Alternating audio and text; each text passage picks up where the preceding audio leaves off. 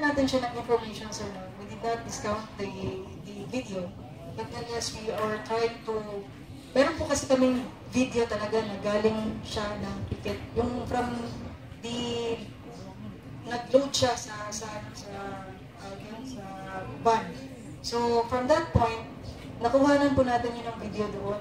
And yun po yung mga sinusundan natin, yung information ng video coming from Pikit, not from here in Egulan. Although we did not scout that video, but yun po yung mga sinusundan natin ngayon ng mga information po.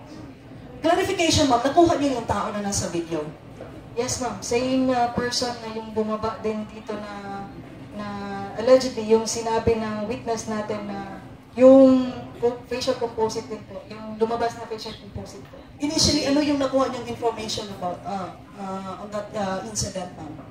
Yun po, ma'am, na galing po siya ng Pikit, na sumakay siya dun sa may backseat, and may dala po siyang sling bag.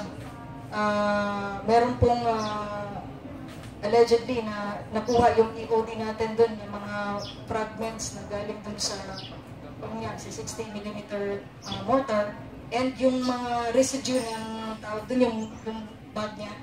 So, it so happened na same person na pumasok dun sa, o nag-load dun sa van, and the same person yung siguro nung nag-unload din dito sa Davao City at that time.